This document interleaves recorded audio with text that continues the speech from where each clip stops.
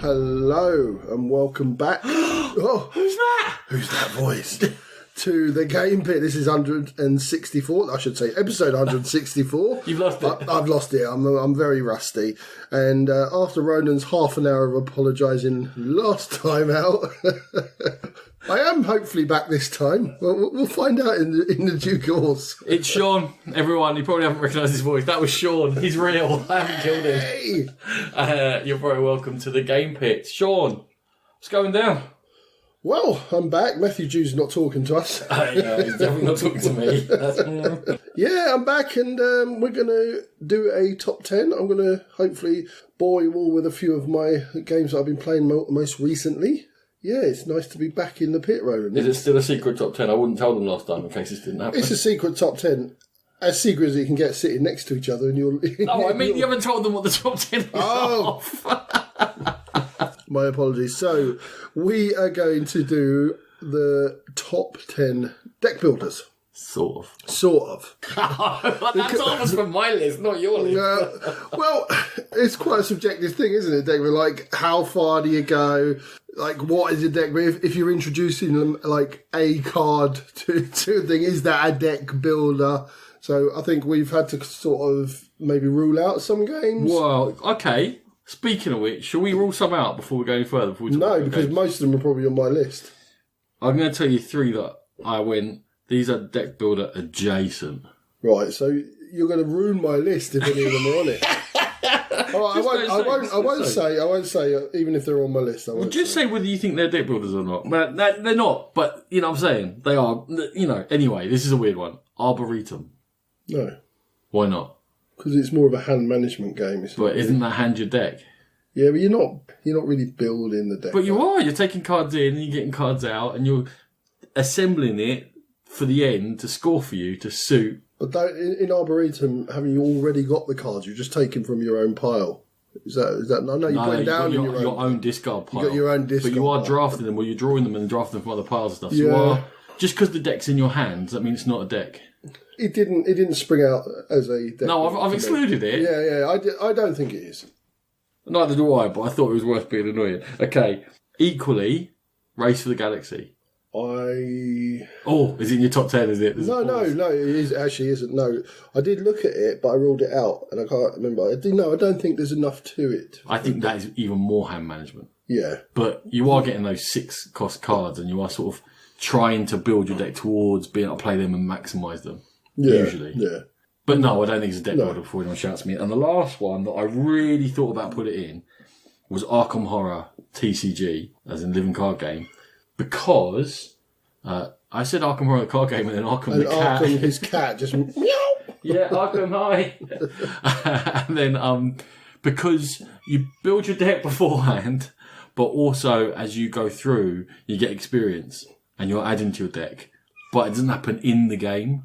Yeah. So that was as close to as I thought. Yeah, I have not really played Arkham Horror the card game enough to probably see that aspect. I know you do sort of build your deck at the beginning and choose what goes in. Did you exclude all ones that you build a deck before the game?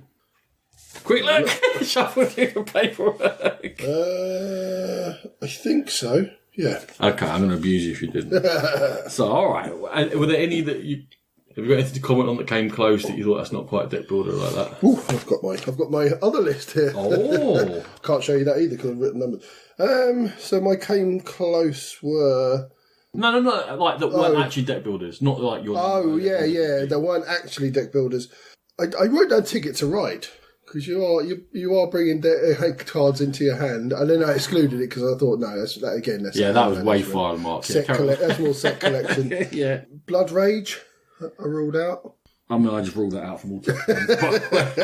I'm glad it was ruled out for some reason. Terraforming Mars I ruled out because you're just getting the cards. Rachel said that as well, and I was like, but you're not ever building a deck in Terraforming Mars. You're not, but you are, especially in the draft variant, you are sort of picking and choosing cards to bring into your... Seven Wonders could be a deck builder. Yeah. No, I think those are... So, yeah. But it's on BGG as a deck builder. There's so many games are on Board Game Geek. And one of the latest ones I've been playing at home is Adventure Tactics. And you do get, at the end of every mission, you do get cards into your hand. But you're not really choosing them. You just get them for doing the mission. Okay, fair enough. So that's some stuff that's not going to be in our top 10s. There you go. was over. That was really used. Right, Sean, because he's been denied the mic for so long. It's yours, mate. Take it out. I just cherry-picked a few games that I've been playing of late.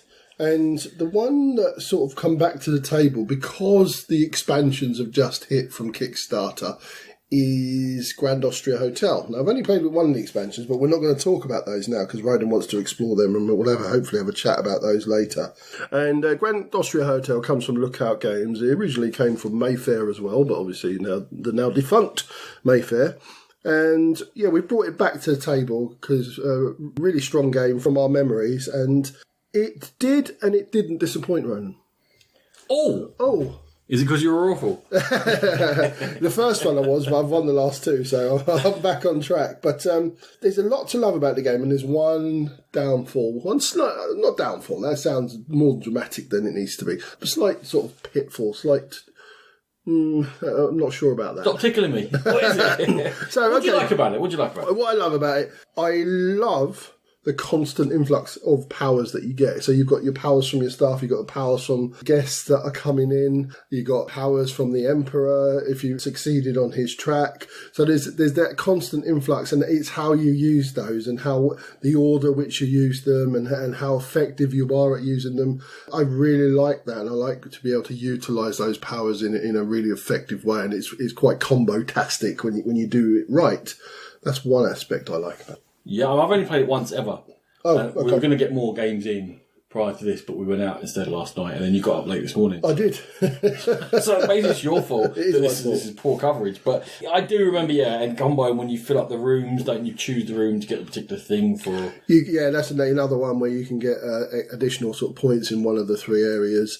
If you fill up a group of rooms of the same colour. And forging your own path through the combos. Absolutely. Now, how much do you remember about the Emperor track? None. Okay, so the Emperor track... there's a track that's called Emperor track.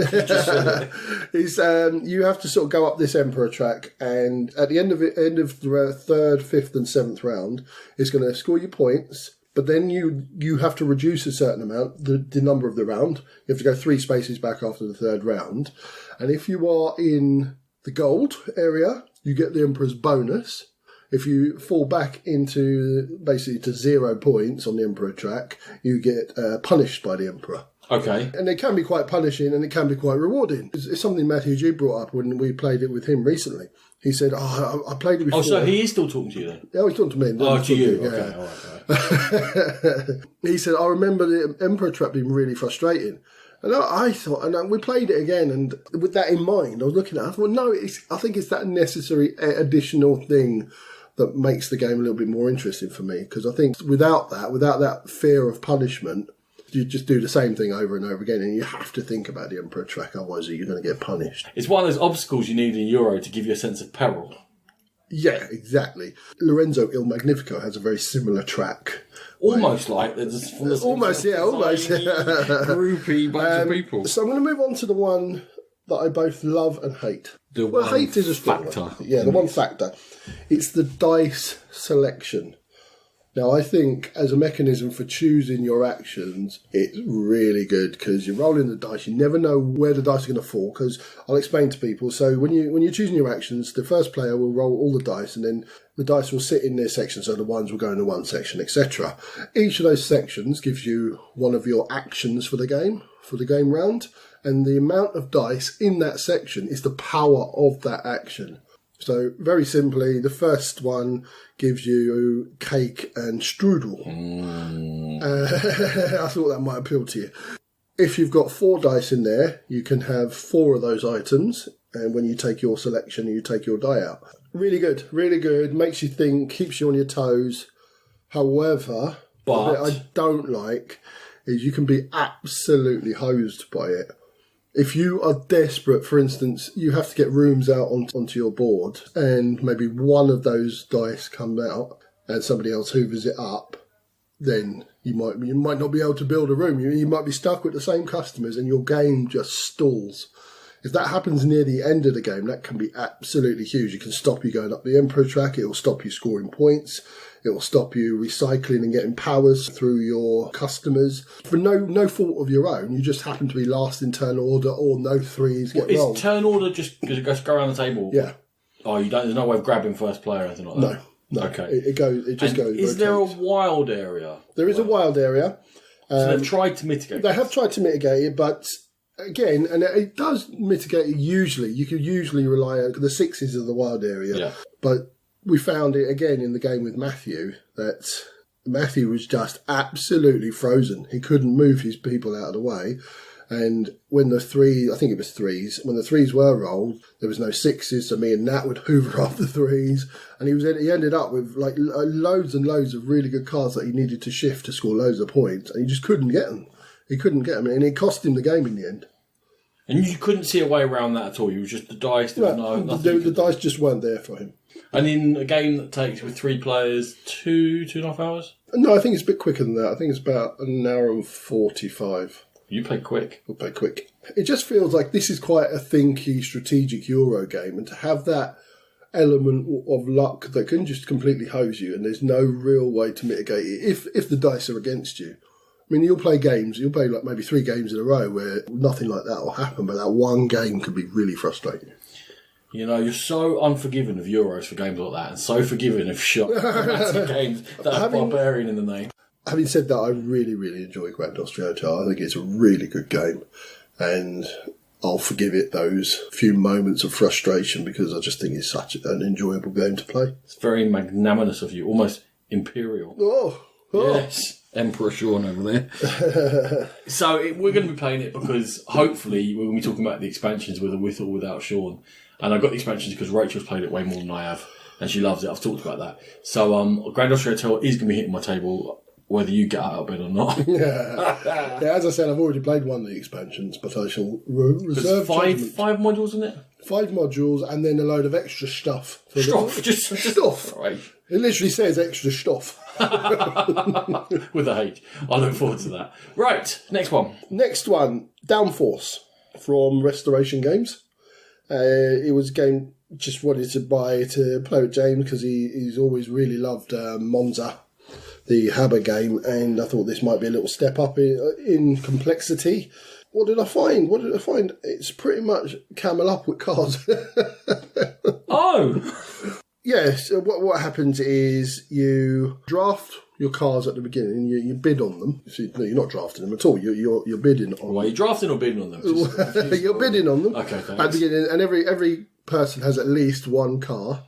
And you've got a hand of cards, and those cards will show each colour car and how much they can move. So you're not only moving your own colour, you're also moving everybody else's, and you've got to be quite strategic in how you move those cars. So Ronan might be the green car, and I might be the orange car. And yeah, orange might be great, but green might also be, and you have to move them in the order shown on the card. So I might desperately need to move my orange car 5 spaces, but if I move Ronan's car 6 spaces and he's above me on the list, he might block me off him on the pinch points in the corners and stuff. So you've got to be really careful about what cards you play. As you run out at the end, you will run out and you'll be sort of just moving each other's cars and what have you. So the reason it reminds me of Camel Up is that you've got a betting mechanism to stop runaway leaders. It's a catch-up mechanism, essentially. So what, you score points, you can bet and score points? Yeah, there's 3 marks on the course where you pass a certain area, and once you go there, everyone bets on who they think's going to win. Okay. And you score points based off that as well. Is it possible to win then, even if your cars don't? Yes. Don't do very well? Yeah, Okay. yes, it is, absolutely. So is the betting more important than the racing, or? I think it is quite finely balanced. Also, what I didn't say, when you pay for a car, the bid that you make comes off your score at the end. So you've got to minus that, whatever you've paid. So if you've got 3 cars and everyone else has got 1, then you're going to have a big minus at the end probably. But you've got to have a better chance of winning the race. I won the race in the game we played and I ended up last because my other car finished last and my bets were just completely wrong. So what do I think of it? I think it's a fine, perfectly good game. We had fun playing it. It hasn't been requested since. Ooh. And I don't think that's necessarily... No, that's damning. Is it damning? Damning. It was just we've got a lot of games, so it didn't strike a chord. Now, I'll talk about a game in a little while where James was just like, I need to play that again. Just wasn't one of those. Monza, for the simplicity of the game that Monza is, where you're just rolling coloured dice and moving the cars onto the different colours and trying to maximise your sort of path, I think it doesn't give much more excitement than that. It's more strategic and it's a more in-depth game, and I think probably more for older people to be able to enjoy that type of game with the youngsters. But for James himself, I don't think it's scratched a different itch. So I don't think both will remain in our collection. Sounds like only Monza will. Yeah, well, yeah, we love our Monza. So I'm an Egypt. I said a GMT game. I did. You're thinking of... I just looked it up. That's why I was on my phone. Thunder Rally. This is a Restoration Games game. A re-implementation of Top Race. I know all that because I just looked it up. So I was like, I'm getting confused. I had prepared to talk about Apocalypse Road. The re-implementation of this with weapons and stuff, but it's not this game. No, I'm going to move on. Yeah? Yeah. Is that what you're I don't know what Downforce is. I don't know what this is not what I'm prepared for. This is quality gaming. Yes. Okay. It's not by GMT. Sorry, I'm an proud idiot. members of the Dice Tower Network. Bring them down as we go. Okay. Downforce, it's alright, but you're not all that. Is that what you're telling me? It's fine. Perfectly fine. I will play it anytime. Perfectly fine. Lead on to your next game. So this is one that... Did you play this or did you just turf it because you hate the theme? No, what are you talking about? I played it and reviewed it with you. Well, then more too? Yes. Oh, okay. Remember the whole unpacking shenanigans and... Yeah. Yeah, no, I played it. I played it on Eastbourne. I played it on Game... I played it like 3 or 4 Oh, cool. All right, so that's good. So Dan Hughes brought it down to the house recently when he came down to visit. Because he likes it. Because he loves it. It's one of the few games he's actually kept in his collection. And played it again myself with 2 players. So I just wanted to... So I've played a 4-player and 2-player. I don't even know what that mechanism's called. I've called it like a push your actions, but I don't know. That's definitely not it. I call it the river. The river, but that's not going to catch on. But it kind of, because people call it the Agizia, which is we go down the Nile River, right, or the Francis Drake. It's a thing where you choose how far forward you go. Yeah. And then when you're the hindmost in turn order, there's a track of tiles. It's a tile drafter. I'll just do all this for you. Thank you. It's Scottish themed. If it's just Scottish, generic Scottish themed, we know it's got whiskey and sheep and louds and glens and all the 6 things that people ever think. Ronan loves about these games. Oh god, I hate it. Anyway, think of something. There's a lot of things in Scotland, all right? Not just whiskey and sheep. Okay. Anyway, there's tiles and there's rounds and you're drafting and hindmost goes and you can go as far around the track as you want. And you just choose a tile and take it in. But obviously the further on you go, when you leave someone behind, they can just hoover up loads of tiles. Yeah. If they want to, when you take the tiles, you put them into a grid. There's spatial aspects. There's workers you've got to get in. Mm-hmm. The workers score for being in different places. Each tile can only be activated a certain number of times. When they activate, they give you resources, or they let you convert resources into other things and score points. Yeah, and it's got that, what I think Glenmore 2 added on was that track where you get the personalities. Yeah, you move out through the clans and something like that, and you get little bonuses. Little bonus powers. To be honest, I thought that was a load of fuss over nothing. I could have done without it, but it is a way. It was a nice distraction. It was a way out of a hole. Yeah. It was like, I could do with 3 money here. Oh, I can do that. And also, you got points for the amount of personalities you had. Yeah, but plus, I didn't like the artwork and the personalities, and that's just it was a bit uncanny valley. So yeah, I've. But no. Hold on now. This is good. There's like 3 people listening that actually understand this. No. Uncanny Valley.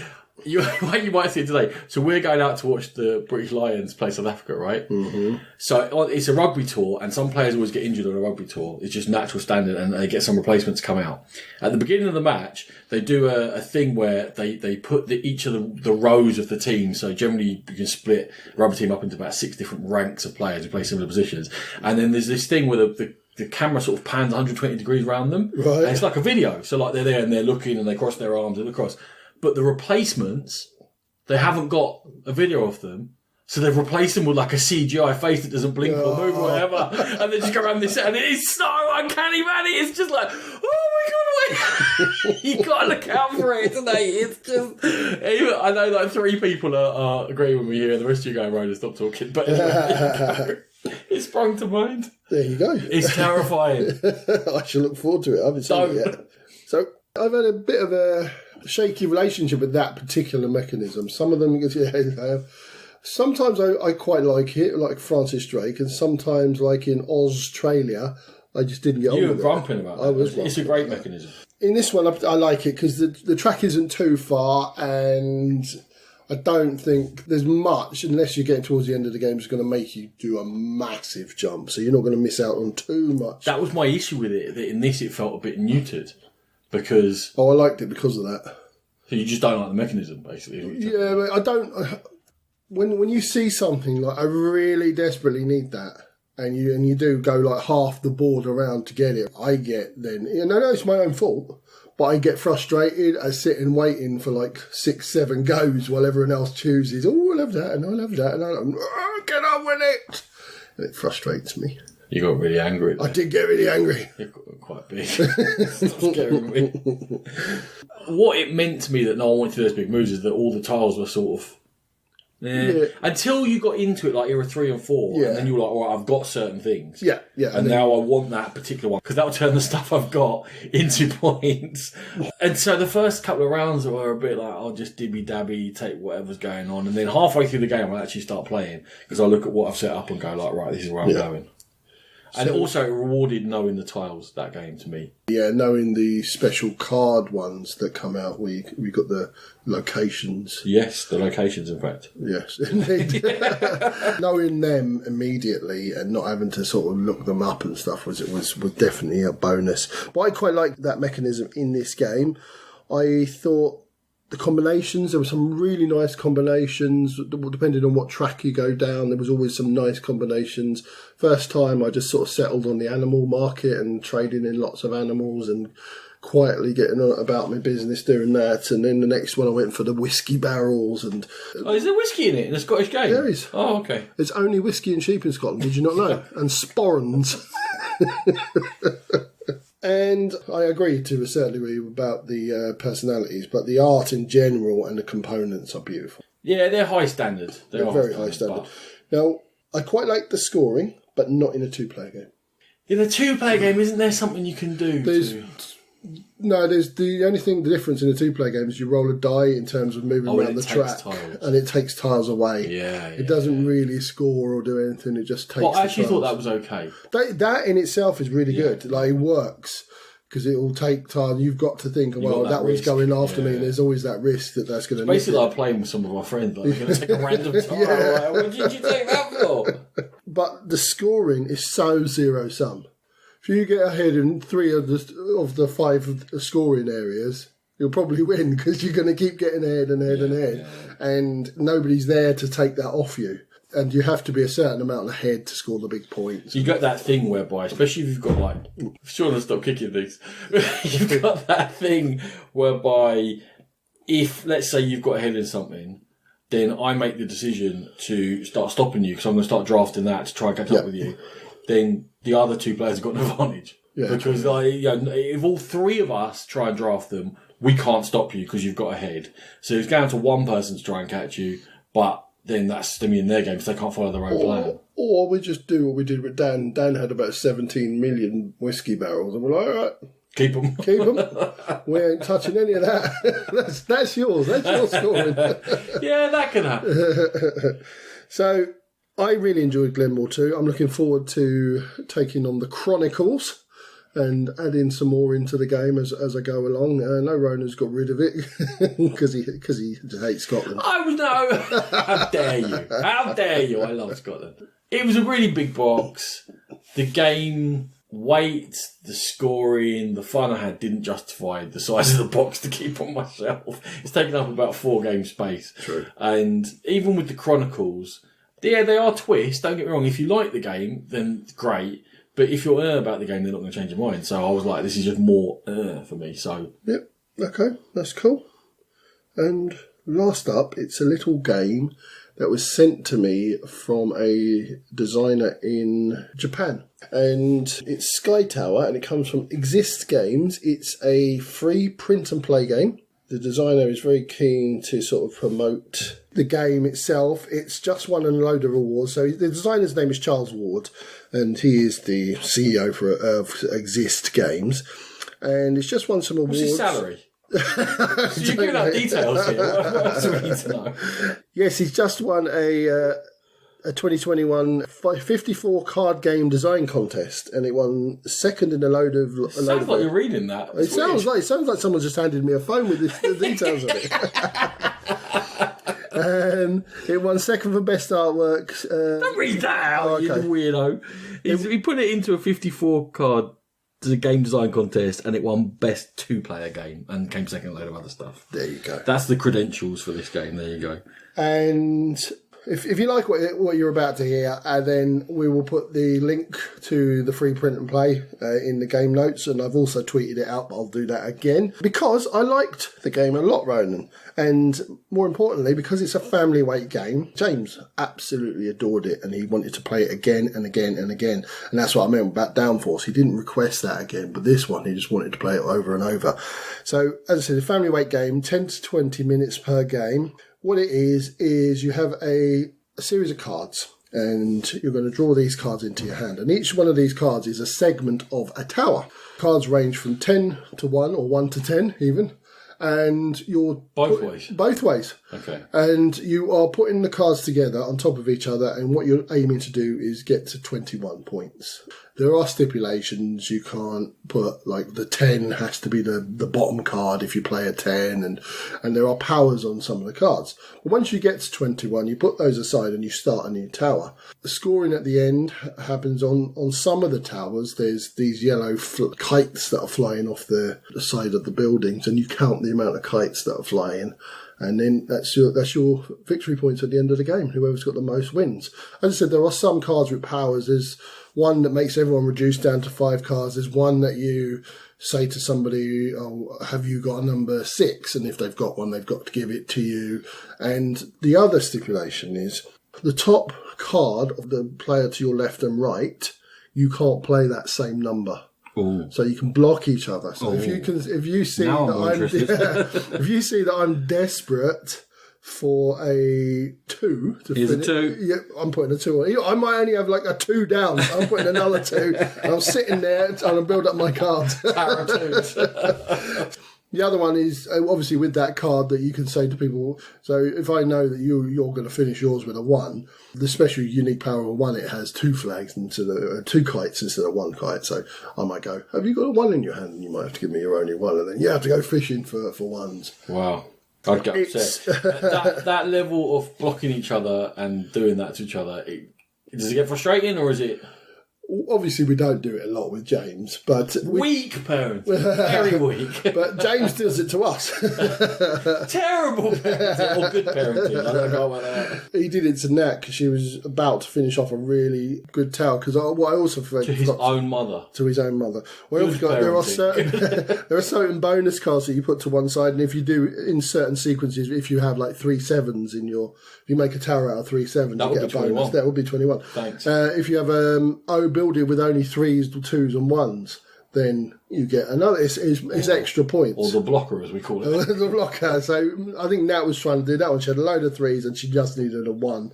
And then James got 2 of those cards on the back. 1.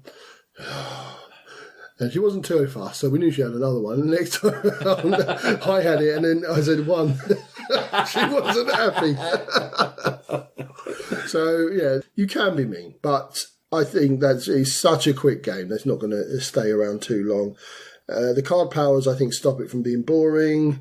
You've got that sort of forced interaction with the limitations based on what your neighbour has. And I think for a 10 to 20 minute game, I think it's a really good game. And for free, you can't go wrong. And he's very...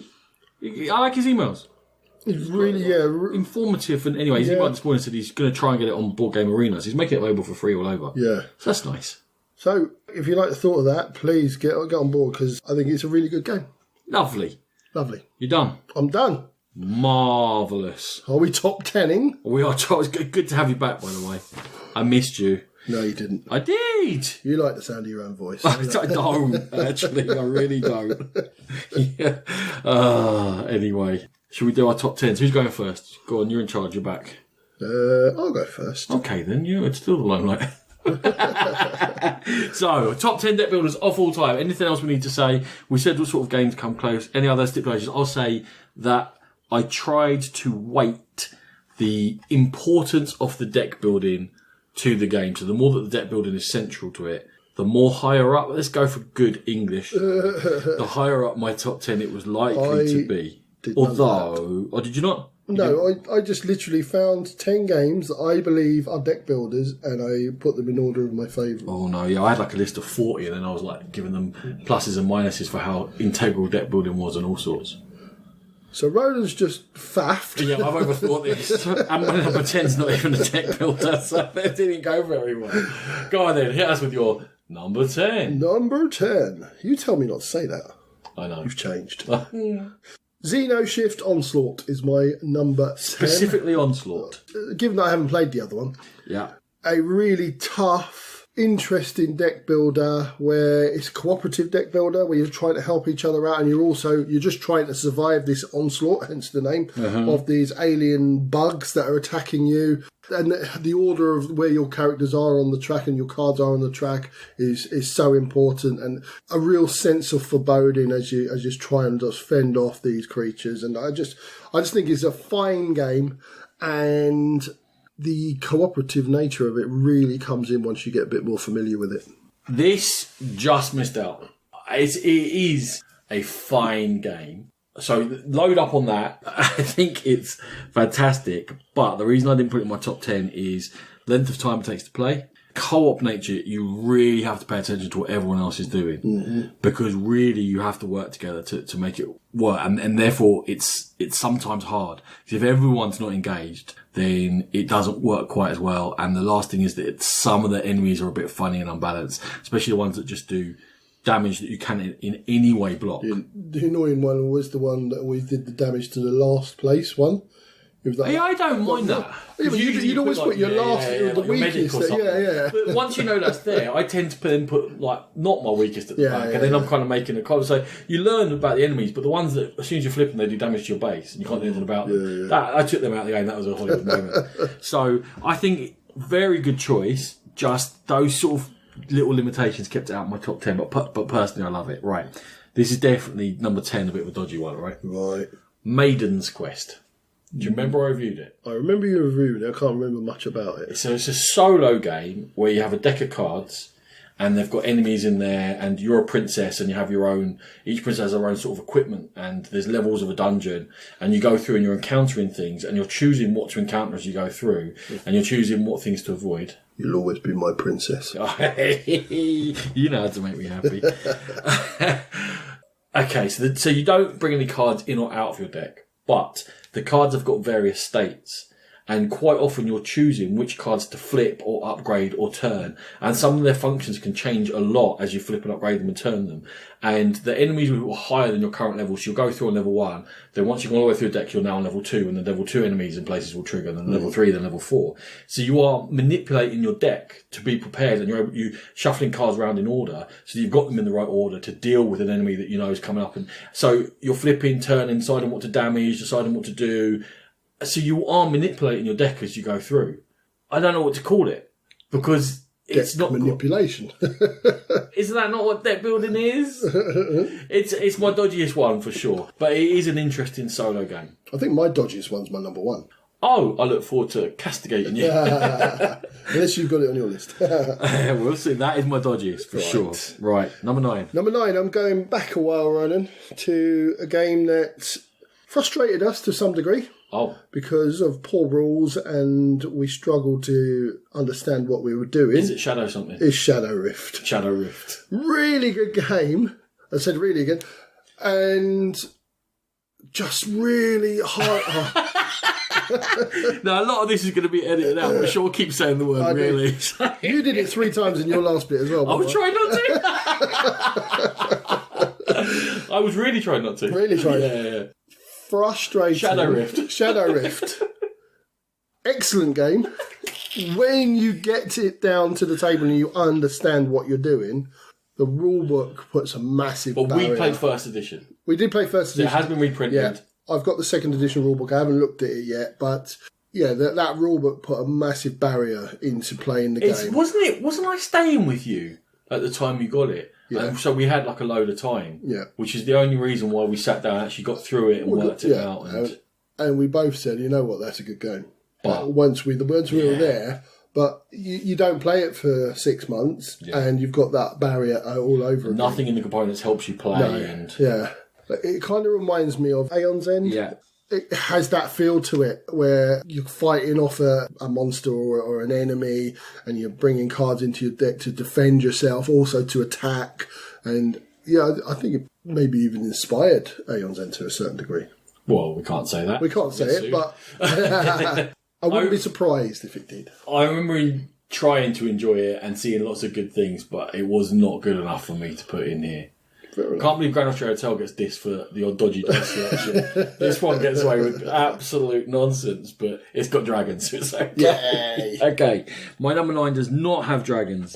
It's a GMT historical game about the troubled 3rd century Roman Empire. Oh, yeah, I knew you'd have this. I can't remember the name. Time of Crisis. Yes. It's very streamlined. It's about being on a map, about controlling areas, about building infrastructure, but all that makes it sound more complicated than it is. At its heart, it is a deck builder. There are different types of cards. You've got military, you've got commercial, and you've got political ones. As you build up your deck in particular directions, it dictates how you're going to attempt to take control of the Imperial throne, which you're probably going to have to do at some point. In fact, you will have to do at some point in order to score points, because you score generally most points while you're emperor, but you're likely to get overthrown. So it was a time of lots of different emperors overthrowing each other all the time, and that's what it was recreating. So are you going to go for a big money strategy, or are you going to try and control the military, or are you going to go for political votes? And it's a fantastic game. Best if everyone knows it and understands the intricacies, because if you have someone who knows it well and the other people don't, they will dominate the game, because it is very subtle and there's underflows and you have to see what people are setting themselves up to do. But it's brilliant. So top my 9. Time of Crisis. I played this with you a couple of times, and we played with somebody who did know the game quite well and was quite ruthless, and I think that sort of hindered my enjoyment of the game. Go on, who's that? Call out names. Pudgett. Oh, really? Yeah, he I don't think I played with you and Padgett. I think you played it with him. Oh, maybe I did play it with just him then. I can't, but yeah, he was getting certain areas, like becoming the emperor or something. Yeah. And very hard to overthrow him, and he just got more and more powerful. Yeah. And I was out of the game halfway in. I just didn't enjoy it. And I think I then played with you and a couple of others that knew the game again quite well, and I got hosed again. And a game has to be pretty good for me to get hosed and still enjoy it. But I just didn't see the love. I just found this one was quite unforgiving. Maybe if I started off at the same level with everyone, I would have investigated the game and discovered the game with them, and then it'd be more of a favourite. But yeah, that's the thing with GMT games. I find a lot that they're almost learnable to some degree, and if someone's 10 games ahead of you, it does decrease the fun quite often. Yeah. But I mean, that speaks to a certain type of game and the depth in a game that rewards multiple plays. And when I play Time of Crisis with people who've played half a dozen times or whatever, I find it really enjoyable. But I can understand it's really difficult to get that right group to play it in unless you have the same 4 people to play it again month after month. So, yeah, I understand what you're saying. Cool. 8. My number 8, and I'm pretty sure this will be on your... Are you? Tyrants of the Underdark. Are you? It's a D&D themed... I reviewed it like 2 episodes ago, so you don't have to... Okay, so yeah, it's an area control game with deck building. And it's a very clever area control game with deck building, and it's massive interaction. You're constantly trying to usurp people and backstab and mess around and gang up on people, and I think it's probably a little bit too mean for me to have ever bought it, given that Ronan's got a copy and I could come play it with here at any time, because Ellie loves it as well. But it's still nearly. No, you can really enjoy this one. Okay. Oh, okay. Yeah. Still, I really enjoyed it.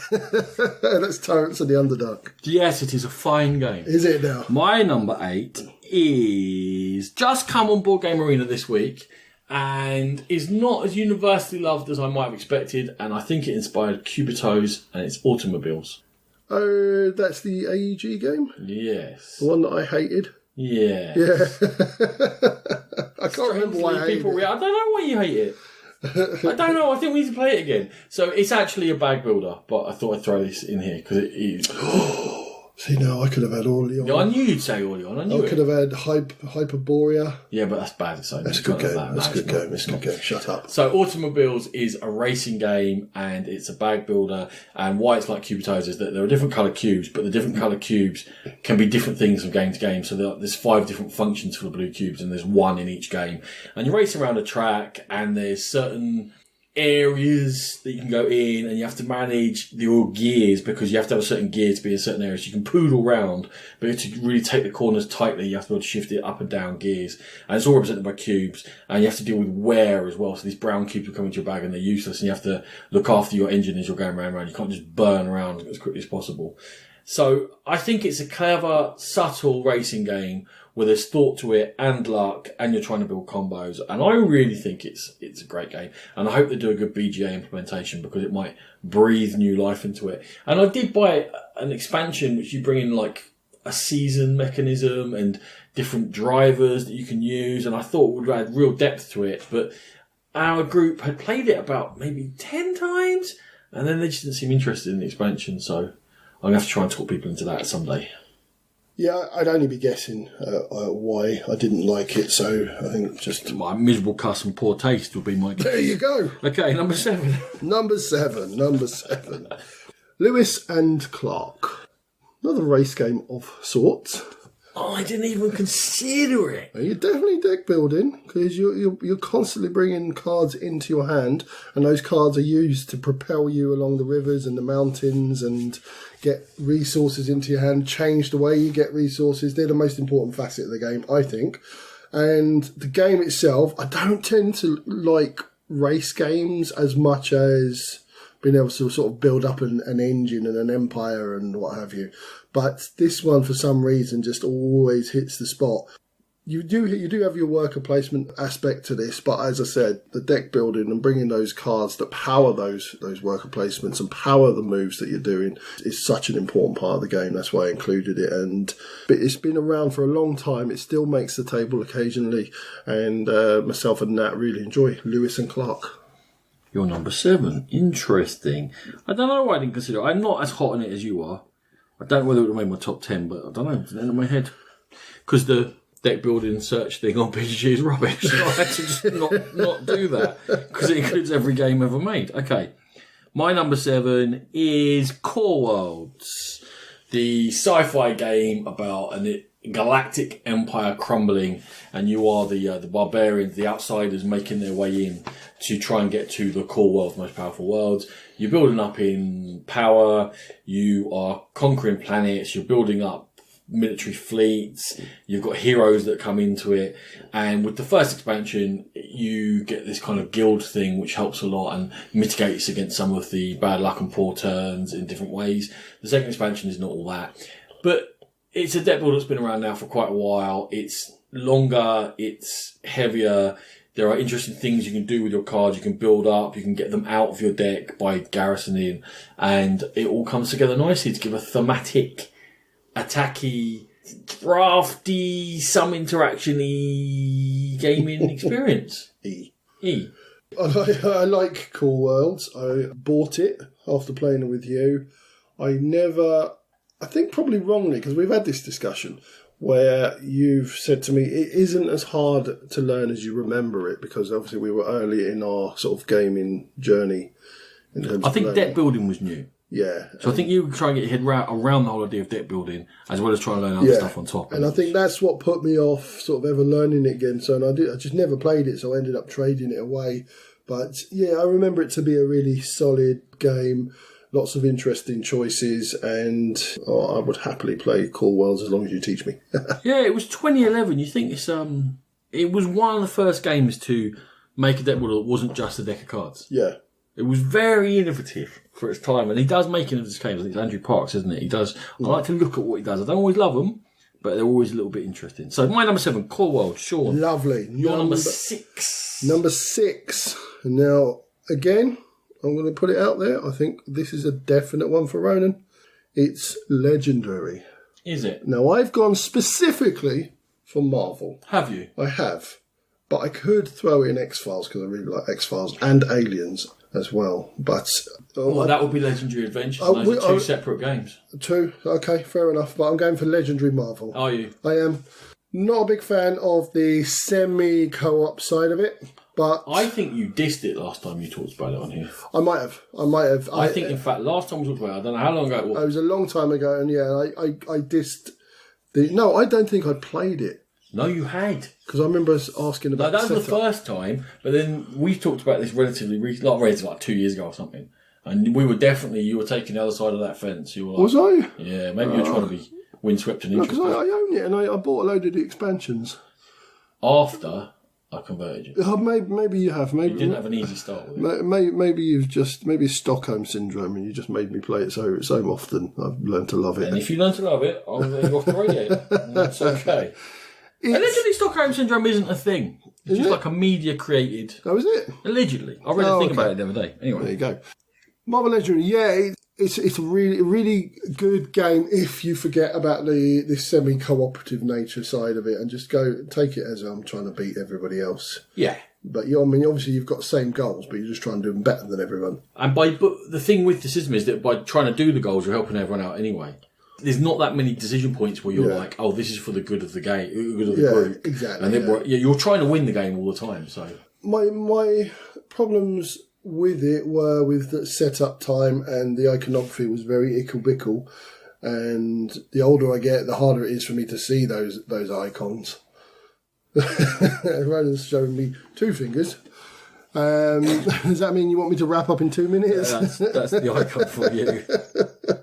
Yeah, but it's a good, solid deck builder where you're moving along, you're defeating villains, you're rescuing people, you're trying you're trying to defeat the arch villain at the end, and any game in which I can develop a 7-card Hulk deck that upsets Ronan to the point where he wants to punch me, it's got to be a good game. Yeah, I hate your Hulk deck. Sure, yeah, I've heard of it. Yeah, you've heard of it. Fair enough, right. My number 6 is Tyrants of the Underdark. Yeah. Fine game, getting reprinted by Gale Force 9 with some extra things, but cubes instead of plasticky soldier things, which are whatever. And it's grand. It's really good, and I think, again, I always say, I think it's overlooked just because it's got Dungeons & Dragons written on the box. But as an actual game, it does everything very, very well. So, good choice, Sean. Lovely. Your number 5. Number 5, it was going to come in at some point. It's Dominion. Some people would say the daddy. I think everyone would say.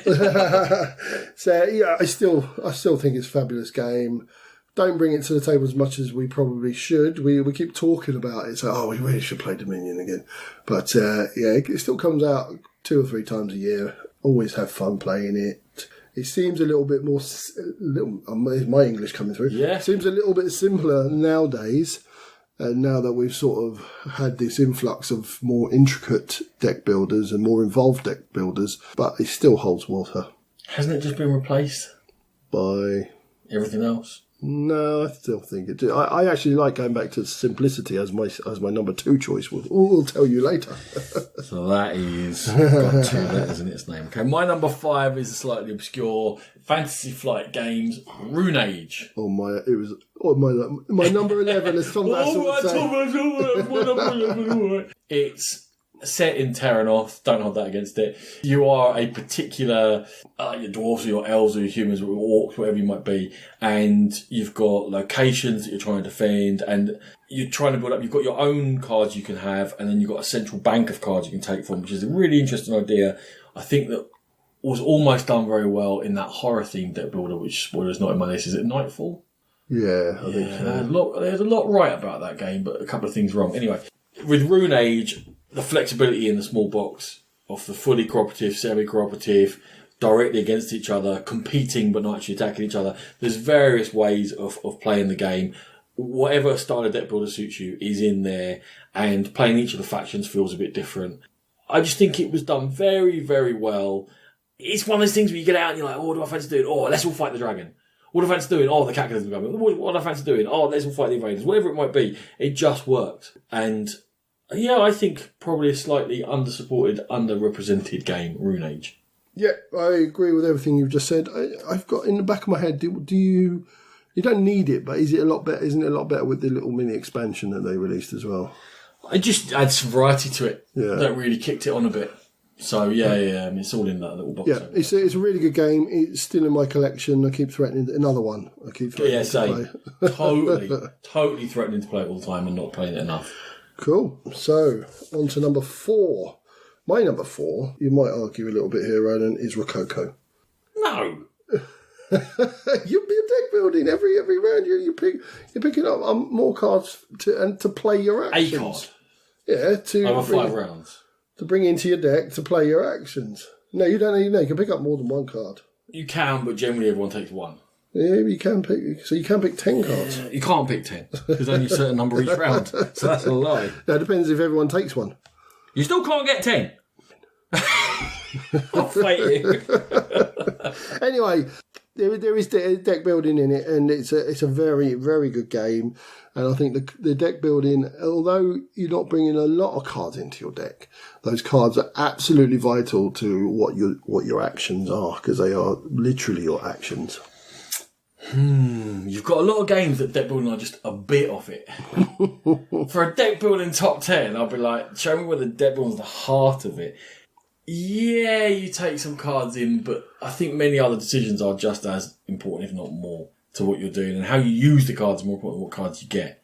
Which generally is what you should be in a good deck builder. But for me, the deck building is not a big enough aspect of this. Yeah, I felt it was slightly, but I did think about it for a little while and thought, no, it's absolutely crucial that you bring the right cards in, so that's why I've put it in.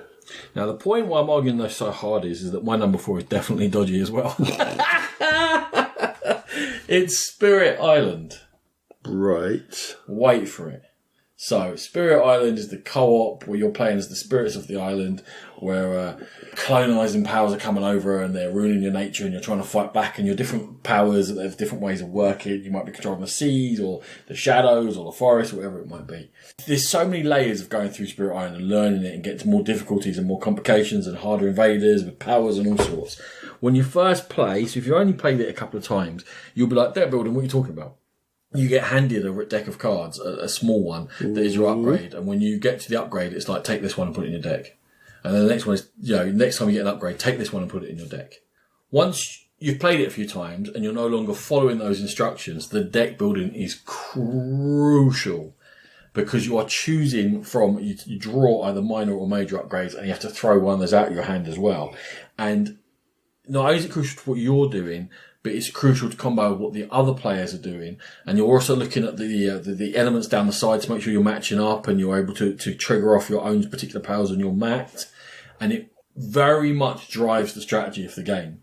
So this is for when you've played Spirit Island a few times, you suddenly start to realise how hard and crucial the deck building is, and how bringing in one particular card is going to change the whole way that everyone is going to be able to manage what's going on the board. Especially, as I say, it gets more difficult and you're going against more difficult enemies. So the fact we chose these both at number 4, Spirit Island is my Rococo. Brilliant.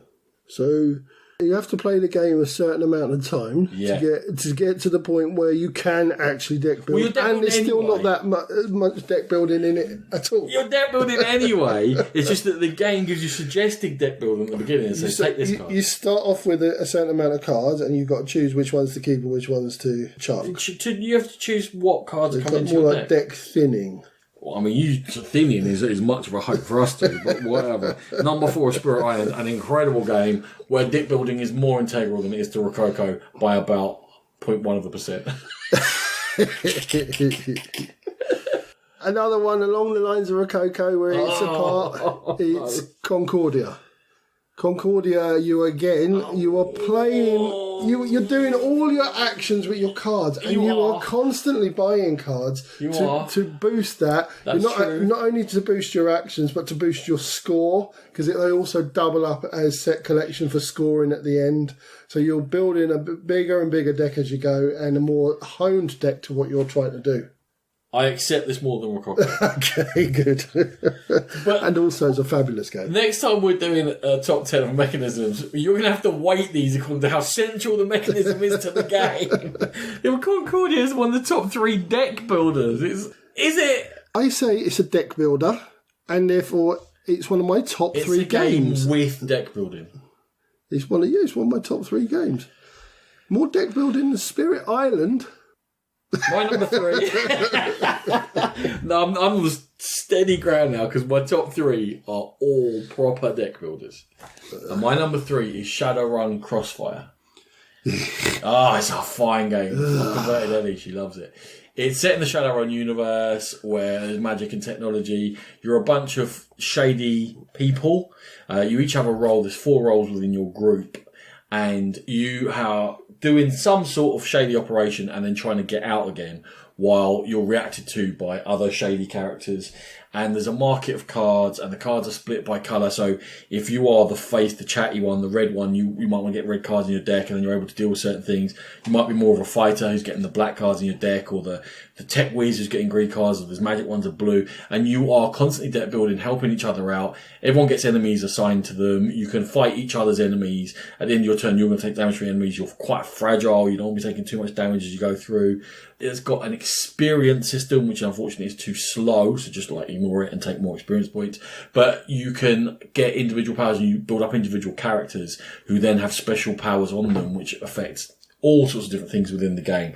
So there's an ongoing element to it if you wish there to be, or you can just make a character with 100 experience points, give yourself loads of cool powers, and use the stickers. It led on to the Crossfire Dungeons and Dragons game. Was that the name of it? Don't care. It took Shadowrun Crossfire. Well, yeah, it must be, because this is called Crossfire 2. Anyway, it took what was in here and added too much to it. So I didn't like that, and I moved it on to EFGA from MPI, actually, as it happens. But there you go. It's just a name drop. It's brilliant. It's hard. You have to learn it. You have to really, really work together. You have to prioritise. It's probably better, I think, with 2 people each running 2 characters rather than with 4. But if you've got 4 people who all know the game, it can be really fun, but sometimes too many opinions, because there's so many different ways of tackling each situation. And it is most certainly a deck builder, and I love it, and Sean doesn't. But I'm sure it's like a legendary marvel. I'm sure that if he dug into it and played it a few times, he would actually love it, because there's nothing in this game he doesn't like. There is. What? All of it. It's not true. I played this with you once, and I hated it so much I just expelled it from memory, apart from the fact that I hated it. Oh, that's the analysis. That's the analysis, yeah. That's all you're getting. I genuinely think this is why I named that. If you played it, I'm never going to. So okay, well then I'll just sit over here crying. Right, number 1. I'm not sure. Number 2. Number 2. That's right. Yeah, I'm jumping. Yeah. It's definitely a deck builder. DC. It's DC deck builder. DC deck builder. And I love DC deck builder. I don't care what the naysayers say. Yes, it's simple, but it's good, simple fun with beautiful artwork. It's set in the DC world, which I love, and I get to be Green Lantern. And my son loves it just as much, even more.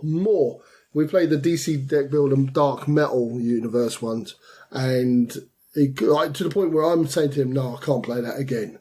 He constantly, what do you want to play, James? Dark Metal. Oh, can we just play something else? And we all love it. The whole family love it, and we can get together, and yeah, that's why it's number 2. I can't believe you would put number 2 a superhero deck building game just because you like the theme of the universe. That's such a childish way of acting. Legendary. My number 2 is Legendary Marvel. Yay! It's almost like it's a flawed game about superheroes. Yeah, it can be a pain to set up. I would hugely recommend getting a smart app, because the smart app will allow you to have the words that can deal with the problems you're facing. Because sometimes you get setups that say, if you don't have an X-Men character, you lose 5,000 health or whatever, and you're like, well, there's no X-Men in this setup.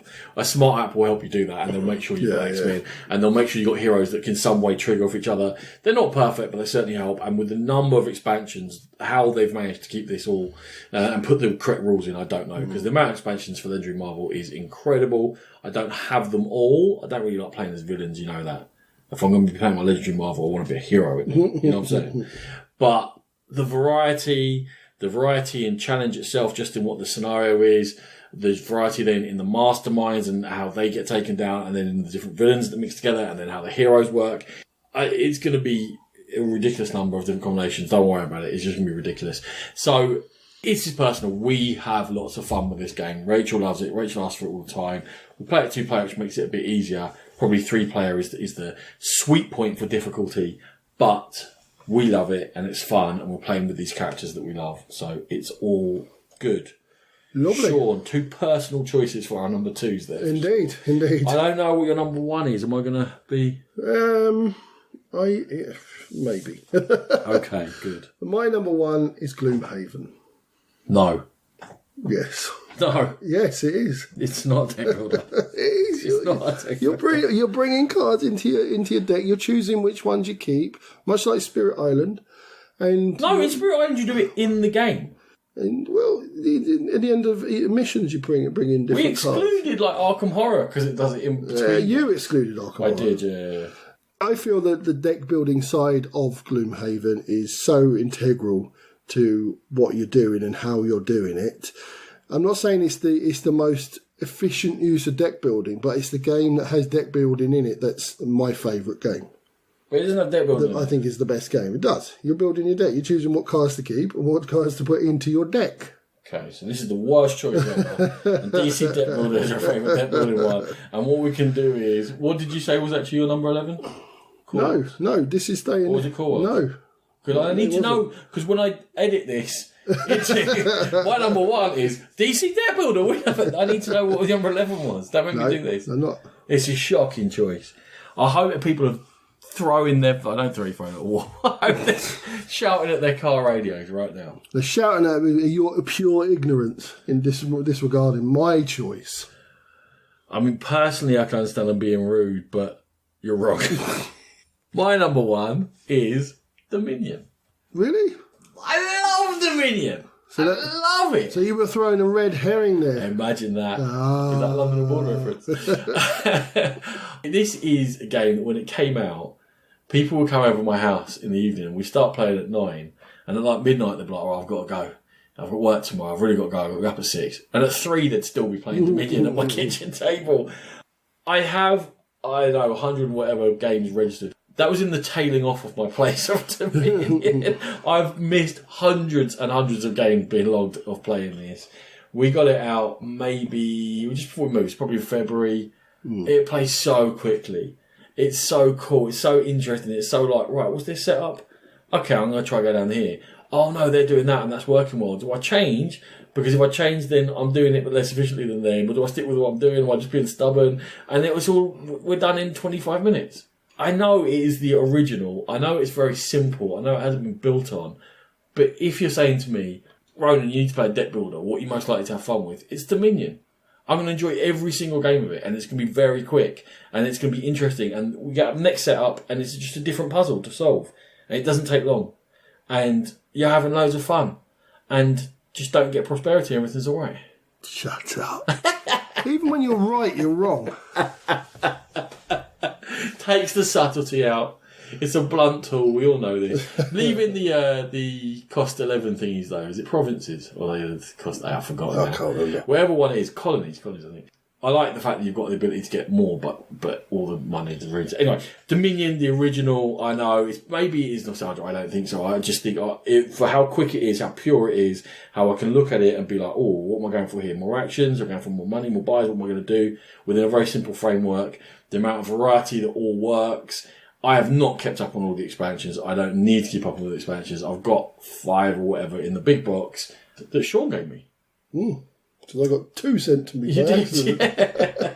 And I love Dominion. And that's my number 1 deck builder. Very good. I mean, at least mine was deck builder. Well, one's a deck builder. It is not. I did say my number 1 was my most dodgy choice. Why did you make it your number 1 for then? Because it's the best game. Oh, mate, I don't know what to do with you. I have to put you back in that cell again. Just for a couple 2 months. different ways of looking at it. A right one and the Sean one. Anyway, it's been lovely to have you back. Obviously not. You've abused me since minute 1. That shows love. That's what family is. What's wrong with you? And do you want to check to make sure you haven't got 9 seconds of footage? Well, we won't know until I try and save it. Thanks, smartass. I literally had a tweet while we were recording this abusing me for that. Good. Yeah. You deserved it. Yeah, I did. Okay, thanks. Sorry, everyone. Sorry again. Sorry, the world. At least we're back on the proper mic. Indeed. It's Saturday afternoon. There's no building going on. Do you want to see us out? Have you forgotten? I shall try. Oh, God. And Thank you all for listening. Thank you, Ronan. Thank you, Sean. Yay! Miss you. We are proud members of the Dice Tower Network. Go there for gaming goodness galore. If you want to catch us on social media, we are on Twitter at GamePit Podcast. We've also got a small little Facebook page and an Instagram account. If you wish to contact us, we're on thegamepitpodcast@gmail.com, and we've also got our Board Game Geek Guild. Thank you all for listening, and we shall catch you next time if Ronan doesn't mess it up. Music by E. Aaron.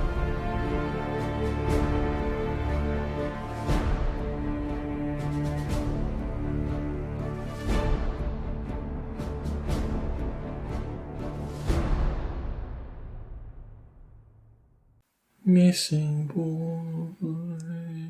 Boys back.